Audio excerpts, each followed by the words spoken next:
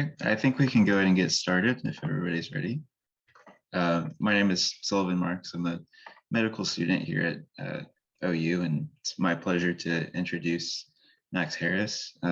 Max is an associate planner with the City of Oklahoma Planning Department in the Transportation Planning Program. He received his Bachelor of Arts Degree in Geography from the University of Central Oklahoma and his Master of Regional and City Planning degree from the University of Oklahoma. Max has worked in multimodal planning, assisting with the completion of Oklahoma City's first bicycle and pedestrian master plan called Bike Walk OKC, as well as the implementation of the bike, trail, and sidewalk projects that it created. Would you like to take it from here, Max? Yeah, so thanks so much, Sullivan, and all the B2A folks for having me. And it's really a privilege to be here amongst all you medical folks and PhDs and MDs. I am neither of those, but hopefully I can kind of get you all thinking about something that I kind of deal with every day that affects health and climate and really a lot of other things, access and equity and things. So I'll go ahead and start here. So sustainable transportation and healthy streets. I work for the City of Oklahoma City, as Sullivan mentioned, and I'm an associate planner there. So in the planning department, we do a lot of different things. I work specifically in transportation planning. We have a transportation planning program. And so we really focus a lot on multimodal planning. So our focus is not on single occupancy vehicles, cars, as much as it is on broadening options and modes for people. So I'll get into all that here. So just kind of an overview, a sustainability overview, emissions overview. Tailpipe, we look at kind of tailpipe emissions, greenhouse gas emissions, and vehicle miles traveled, VMT. And, just this is sort of intuitive here, but types of cars and the emissions, CO2 emissions per type of cars. Electric vehicles has been, a big topic and certainly one that we think about too. But I'll get into why we kind of focus more on bike and pedestrian planning and transit planning as well. This is a chart from the EU that just kind of a promotional educational chart here that shows emissions per transportation mode. So obviously walking is going to be the least at least burden on climate, at least emissions heavy. Cycling, micromobility. So I would say those top two are significantly less than all the others, right? But public transit is really environmentally friendly as well. And then we go down into shared cars and single occupancy vehicles, private cars and planes. So just kind of a breakdown and why we want to focus from a climate standpoint on biking and walking, bike and pedestrian planning. The City of Oklahoma City had recently adopted a sustainability plan called Adapt OKC. So that covers really broadly all emissions kind of issues and in different industries, but transportation is certainly a if not the top, depending on the year, it's competing for the top emissions industry. So have some good kind of mapping that shows us why VMT is important, vehicle miles traveled. As you get further out into the city, your metric tons of CO2 that you emit is greater, and that really does have to do with how far you're traveling daily. So has a lot to do with commute times and things like that as well. And it's a reason that we want to, try. It's one of many reasons we want to try to kind of curb suburban sprawl and things like that as well. That all kind of plays into it as well. But at the end of the day, we also are trying to, move, get people where they need to be, and it turns out that doing so in different ways besides single occupancy vehicles is actually, it actually moves more people in more efficient and effective ways to get them where they need to go. So this is certainly not just Oklahoma City. This is broadly kind of a movement or realignment of priorities amongst cities all across the U.S., all across the world, really. But the U.S. is more drastic in its, much more drastic in its car-oriented designs of cities. So I'm going to get into kind of why that is in built environment a little bit too. But yeah, this is certainly not just an Oklahoma City thing. Oklahoma City is probably one of the most, one of the most sprawling metropolitan areas. So we have a long way to go, but you have to start somewhere. So again, kind of thinking about built environments. I know you all as students of medicine, blue zones you probably heard about, so I'm not going to get much into that, but just reminding us why the built environment is so important to public health, and how it really does shape a lot of things and kind of results in a lot of different health outcomes that are not great, that we can start to kind of slowly change, incrementally change over time. And this is just from the CDC, and just to kind of put a fine point on it, on the left showing that less than half, only 39% of the population lives within walking distance of a park, so public green space, and then 40% of school-age children who do live in walking distance from school. So only 40% who live in a walking distance from school actually do walk to school. That's a trend that's really changing and has been changing. And if you ask your parents if how it was walking to school, or how'd you get to school, they'd probably say they walk. So that's like kind of a trend that we've seen a lot too. Is there are all these opportunities to get physical activity more in routine in our daily lives, but we've been kind of sliding backwards on that. So this is sort of a countrywide view here, but yeah, less than 30% of so like physical activity being self-reported being like largely less in Oklahoma, amongst other kind of southern and southeastern states. And I kind of want to shift a little bit to pedestrian safety, bike and pedestrian safety, because it has a lot to do with built environment, and it has a lot to do actually with transportation equity. So I'll get into kind of what that means a little bit, but we are in the bottom 20 of states, or the top 20, I guess, that are most dangerous for pedestrians. So that's certainly something that we want to try to address as well.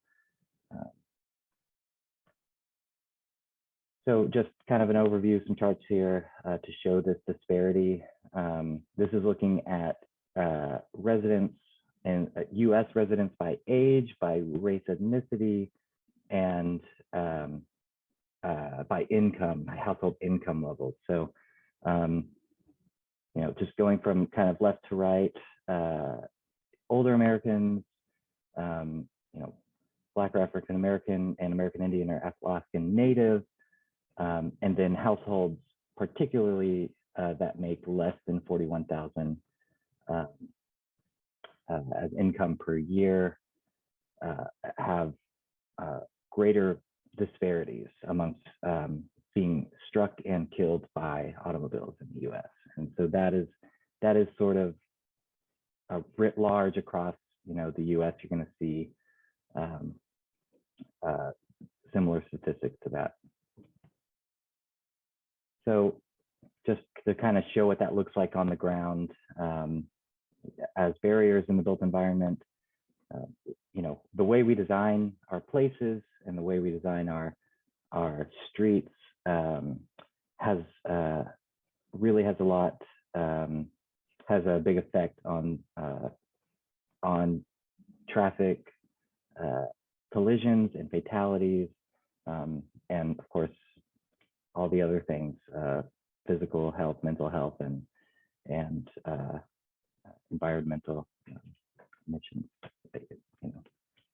So this, again, just illustrating that not only do we not encourage and prioritize pedestrians and cyclists in our urban environment, in most cases, and you'll see this in Oklahoma City and its suburbs, it's hardly even an afterthought, if at all. So it's really something that has grown as the city's developed over the 20th century, and it kind of puts us further and further behind, through the 20th century, particularly post-World War II era, on these outcomes kind of getting worse and worse. So, and again, fine point on it. This is a very common thing on the city in Dallas. You kind of picture this kind of design, and I can't tell you how many, probably hundreds of millions of dollars this was, and I can't tell you how many houses. I mean, this is an era of urban renewal in like the 1950s and 60s probably, and I can't tell you how many houses were bulldozed and communities were either destroyed or segregated because of this kind of approach. So this really has lasting effects into where we are now. And so taking small steps to, or sometimes big, but whatever steps we can to try to reverse this and mitigate that damage is multifaceted, and there are a lot of different things that cities are trying to do to start to curb that back. So just by the numbers of, again, about pedestrian deaths, they've increased over 10 years from 2008 to 2017. It's a few years old now, but that trend has not really gone down yet. So pedestrian deaths increased by 35%, VMT increased by 8.1%, so more people driving, and then also more people walking. So not much more people, less than 1%, but you can imagine more people out there walking also kind of contributes to it in a way, although it is something that we want, right? We want more people out there walking. So it's a kind of a hard balance. Traffic deaths among motor vehicle occupants decreased by 6.1%. This is very interesting because it shows that our vehicle safety standards have gotten better, but they've only gotten better for people who are inside the vehicles, and meanwhile, people outside the vehicles, the outcomes have gotten worse, right? So there's a lot of sort of auto regulations for getting better and safer in certain ways that protect the people behind the wheel and the passengers in the car, and really not enough on folks that are not in vehicles on the streets. And this is something, and I'm going to get more into kind of street design and sort of granular level design. Why speed is so important. Just kind of as you increase speed, your chance of surviving if you get hit by a car is much greater. So you'll see a lot of cities that are starting to reduce their speeds. Some criticism that you'll probably hear with that is that just because you're lowering numbers on a sign, does it actually mean people will slow down? And I think, a lot of people will say, well, enforcement, we need to, get better enforcement of those. Really, though, it kind of comes down to what's comfortable. Speed is kind of determined by design of the street. So, if you have really wide, broad street with many lanes, then people will feel more comfortable going fast. Think interstate. But if you start to kind of narrow those in and close them, and you have more people out there and more kind of vertical friction, this is where we really get into street design that slows people down, makes people a little bit more aware, and we actually start to see numbers of collisions decreasing and fatalities decreasing in places specifically that have kind of done this. So again, this is sort of a growing trend amongst the planning profession, amongst traffic engineering, though a bit slower in traffic engineering profession, and just people who are activists about this type of thing. So designing safer and healthier streets, this is kind of what it looks like on the ground. That bottom right illustration is a before and after of what we call a road diet, where we might have 4 lanes of traffic in either, 2 in either direction, and then we want to kind of reconfigure that and bring that down to just 2 lanes with a center turn lane. And the center turn lane actually has been shown to create less collision or conflict points. So it has, been shown to be safer. And then we have some extra space when we do that. So we can actually create space for people on bikes, or even, see more people on scooters and stuff like that. More space for people outside of vehicles becomes really important. So in the image above the illustration, that's what we would call a pedestrian refuge island. And something as simple as that, it's not a hugely expensive project. Planting some trees, doing some signage, and giving people a safe space to stop in the street. So it's a lot easier to cross one more narrow lane of traffic and a bike lane, kind of stop and check your surroundings, and then kind of cross again. And that again has shown 30 to 40, I think, percent, decrease in collisions where it's been done and studied. And then when a collision does occur, because the speed is lower, the likelihood of it being a severe or fatal collision goes down as well. So that's one thing we know too is, in major metropolitan areas all across the world, collisions occur. How severe are they? Sometimes depends on what the built environment is like. So, and on the left, just another way that we can kind of take space that we've dedicated to the single occupancy car and then reallocate it. This is really a very simple thing of just taking the outside lane, putting some plastic posts up, and limiting it to people on bikes only and or scooters, and no car traffic. So it's a good way to kind of dedicate space that already exists out there, and also at the same time makes the street safer for all modes of travel. And so, okay, I did a lot of doom and gloom, and I want to kind of bring it more towards optimistic. What can we do? And what we're doing, what other places are doing. This is Berlin, as may not be a surprise to anyone who's been to a European city. European city was designed around the person. It was designed around people walking and kind of traversing in ways before the automobile was invented. That's one of the main reasons why the US is so different.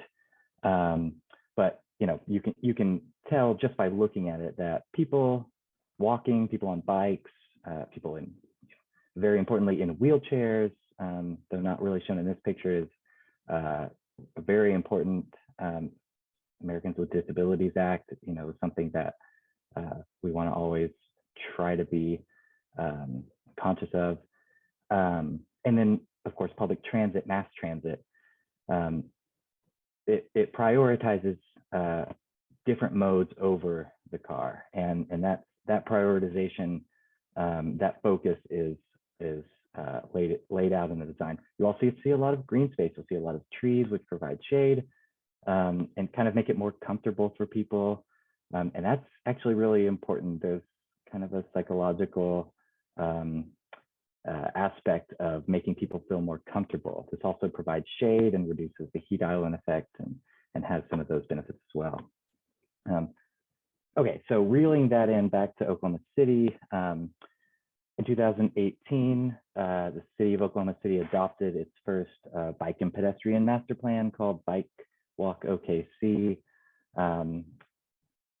And it kind of lays out all of what, it's a couple hundred pages about, what is the problem, showing the problem, what can we start to do, and then really makes it implementation heavy. So here are the exact projects, that we need to do. Here's the approach. And at the end of the day, here's a list, and please fund these, So it had some good timing. A lot of plans like this that cities have done, kind of, a lot of people will say that they're just a plan that sits on the shelf, and a lot of times that's unfortunately true. This one, I think I can say this because I had a very small part in creating this. I was an intern at the time. The people who made this did very well at making this implementable, and I also had really good timing because the city had just passed a general obligation bond, which is something we do about every 10 years to get a dedicated funding source for just street projects, resurfacing, things like that, fixing potholes and stuff. And then we also had a sales tax program that extended our MAPS sales tax. I'm not going to get too into what MAPS is, but Metropolitan Area Projects is something that the city has done. It created the Bricktown Canal and the stadium, and kind of was our first sales tax investment kind of in ourselves, beginning in the 90s. MAPS 2 and 3 were passed subsequently. MAPS 3 ended in 2017. We had this temporary Better Street, Safer City sales tax program, and then MAPS 4 was passed to have all these new projects that range from, new big stuff like a convention center type of thing, but then also housing and homelessness, and then also a big streets program as well that maintained streets and built new bike lanes and trails and sidewalks and all this stuff too. So we actually have a lot of investment, and now we have a plan to around the same time, we just happened to have a plan done that says here's all the projects, go fund them.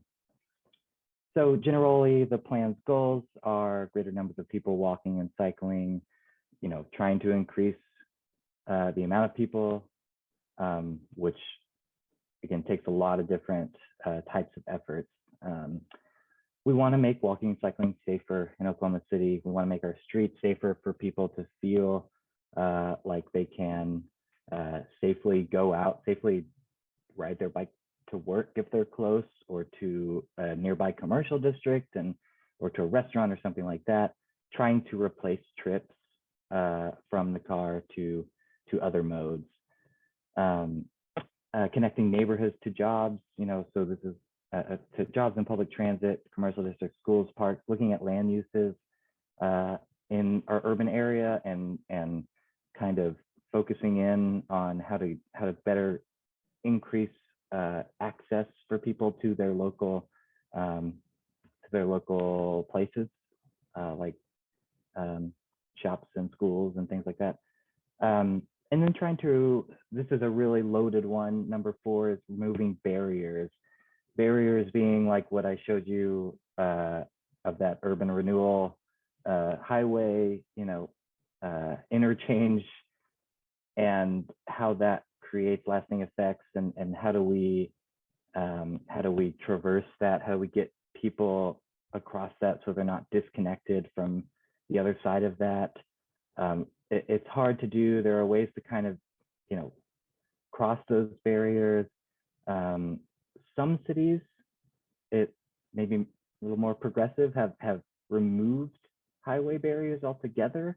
Removed, like there's been a kind of a highway removal movement, and we're not quite there yet. I don't know if we will be. I think ultimately it's a fine line. It's a balance of, you are disrupting a lot of people, but you're doing it to increase equity and connectivity and trying to remove barriers. So again, it gets a little political, but yeah, removing barriers in whatever way we can right now is important. So we did a lot of mapping and analysis in this plan. So if you were to run through it, you'd see a lot of maps. So this is pedestrian collisions in Oklahoma City. Heat map shows blue to red, the density, the amount of collisions that occur. And the red dots show where it was a fatality. So a couple takeaways here. I think the main one is, just because there is a density of collisions does not mean that those collisions are necessarily severe or fatal. So for instance, downtown, this goes to kind of what I said earlier, downtown streets are generally safer with notable exceptions. And so more collisions occur from 2003 to 2015, but those collisions are way less likely to be severe or fatal than when it happens out in the suburbs somewhere. We see a lot of fatalities with yellow and green out there, meaning that the chances that you are going to survive getting hit out there are way less likely than they are in more walkable areas. So that's sort of a takeaway. No fatality is no fatality is good. We don't want any, but we have to kind of look at what the patterns are and how we can try to prioritize areas that need it most. And then this is another heat map, so I apologize, but this is kind of a result of many different mapping analysis that looked at pedestrian needs and what we have on the ground. Looked at intersections, it looked at streets and speed limits and number of lanes, and whether intersections had crosswalks that are considered compliant or safe. And then it looked at land use too, and how many people need to get to different services or goods or jobs or public transit or whatever. And then just kind of rasterized it in this map. So this was kind of used to create what we call our pedestrian priority areas, or PPAs. And I'm getting a little bit into the weeds here, but really this is targeting sort of local areas to try to best connect people to local places. So, really taking a granular look at what projects will have the highest impact to people that need them most, because we have this almost triage situation of sidewalks are lacking in our 600 plus square miles of a city, and we need to put our investments where they're going to help the greatest amount of people. So you kind of see that in our different categories of sidewalk projects. We have priority transit projects, where we've looked at the highest ridership of transit and kind of ranked them. And if we invest sidewalks in these places, they will serve the greatest number of public transit riders. More people go to the bus in these locations, therefore we need more sidewalk investments there, kind of thing. And then similar to parks and schools as well. Each one of those has kind of their own needs. Like certainly with schools, we actually prioritize elementary schools over and then middle schools and then high schools, because kind of ranking vulnerability of students and things like that as well. So there is a lot that goes into that. Real fast, just the bike level of stress. This is sort of part of our bike analysis and looking at roads in a similar way that we did with pedestrians, and seeing which roads are most dangerous for cyclists. Very clearly interstates show up. So we don't put bike lanes and bike infrastructure on interstates because they're limited access. But you see a lot of kind of what we call arterial streets. And you can kind of picture in your head maybe your May Avenue or your, just some of the main roads that have higher traffic. Those are going to be the hardest to do infrastructure, but probably where it's needed most. And then there are sort of streets that kind of are a little bit in between neighborhood streets and major arterial roads that also wind up being good candidates for bike infrastructure because they get people places a little bit safer with minimal investment from us, so we can kind of get a network out there. So speaking of networks, this is just kind of zeroing into the central Oklahoma City, but it kind of shows how we thought of a bike network. We really want to get a robust network of bike routes. I don't really need to go too much into the tiers, but it kind of indicates the level of protection needed on a street. I think, I have a slide here in a minute that kind of goes into that a little bit more. So network, just get bike infrastructure out there and then, start to kind of build that skeleton infrastructure so people can start to choose to bike more. There are a lot of different policies and codes that we have to look at that affect people walking and biking. A lot of it is in our actual building codes. We traditionally, just like a lot of other cities, have sort of a big box or strip mall model where there's a giant parking lot and it's very uncomfortable, and of course no sidewalks in a lot of cases. So redesigning those a little bit, having our codes change so that when developers come in, they'll either put parking behind the building and the building up to the sidewalk to make it more pedestrian oriented is important. Again, getting into the nitty gritty here, but also just makes a lot of meaningful impact over time. Even eliminating parking minimums. Cities have parking minimums where you have to have a minimum amount of parking when you build a building. We don't have that like downtown, but we do in our suburbs everywhere. And the idea is that, you're still allowed to build parking however much you think you will, but the city's not going to require you to do that. So that kind of starts to add up and make a meaningful difference as well. Again, this is sort of an implementation kind of chart, so I won't go through it one by one, but it just is meant to really show the amount of steps in the kind of bureaucratic process that a city as big as the City of Oklahoma City has, getting a plan adopted by city council, having a lot of stakeholder input and community engagement involved in that before that even happens, and then running it through this whole process of, dedicated funding sources. In a lot of cases, we leverage those funding sources to use as a match for a federal grant to try to make our dollars run longer. And then we have an engineering consultant to, the city does with most of its street projects to do the engineering work and the street design and make sure all that's up to standard. So it really is a lot. But again, we think all this is worth it to get the kind of outcomes that we feel we need. Hey, Matt. So yes. We have about 5 to 6 minutes left. I just want to let you know. Perfect. Thank you. I'm going to wrap up here, and then if there's any time for questions, we can do that. So different types of on-street bike infrastructure. This is kind of the tier system I was talking about earlier, where you have sort of shared spaces on roads that are, more comfortable and slower, but then you have just striped bike lanes a level up, and then where there really can be done and needed, getting some protection in there.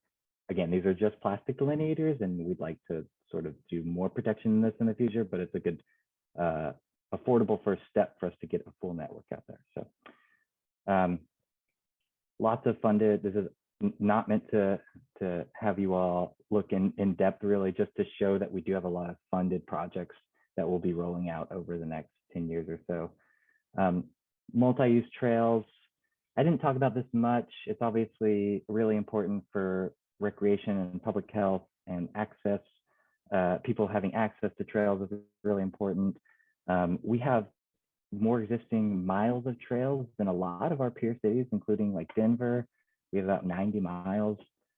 We have a large sprawling metropolitan area as well, so that kind of balances out. But we do have funded trails, and we have lots of planned trails in Bike Walk OKC that we want to kind of sort of a 20-year timeline that we want to start to roll out and start to really get, again, a robust kind of network of trails. And I think this is my last slide here. It is so important, just in the last 6-7 years, maybe, so important that public pressure and advocacy has really driven us to be able to do this. The planning department, from what I hear, because I haven't been around for too long, has been trying to do this stuff for a long time, but it really didn't have the public support I don't think it needed until recently. We have new council members that are very adamant on getting more of this stuff. They're knocking doors and hearing this from people more. There have been a few tragic tragic collisions that have resulted in death of community members, and that really gets people, the flip side of that is that people start to really become more engaged, and we start to kind of get more progress on this. So I wanted to throw this slide in there because I think it's so important that people are asking their public officials and their representatives for this stuff, because at the end of the day, they're the ones who decide to fund it. Again, so that's all. Okay, good. There you go. I do have a email here as well, so feel free to reach out to me if you have any questions about Oklahoma City and what we're doing and how you can be involved or anything.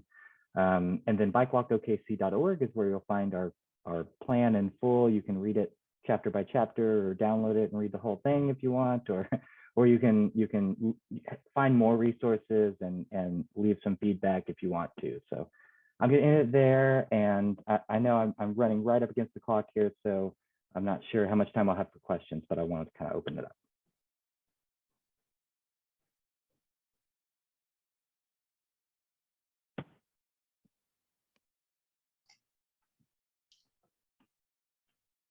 Okay, I think there's a couple of questions in the chat.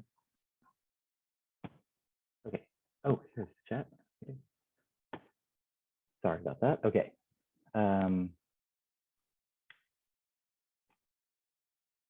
Okay, is this a national trend? How do we compare with other regions in the city? Yeah, so Mrs. Moon, I'm not sure. This might have been a while back. So, oh no, this is just at 11:23. Okay, so yeah, this is definitely as I mentioned, the collision trend and fatalities is absolutely a national trend. This is something that cities are investing in. Our peer cities like Kansas City and Dallas, and cities in our region have a lot of programs for this kind of stuff as well. But some of them are lacking funding, and we are kind of lucky in Oklahoma City that we have these funding sources, because not every city does. A lot of cities are very limited in the funding that they have. So MAPS has really been hugely effective in investing in this kind of stuff too. Carson, considering traffic congestion increases emissions. Hey, Max. Yeah. I think, unfortunately, we are about out of time for your questions, but I just wanted to let everyone know to please reach out to Max if you have any other questions. And thank you so much for doing this talk. It was really informative and just a wonderful talk. So thank you. Thanks so much for having me. Please do feel free to reach out to me via email. Thanks again.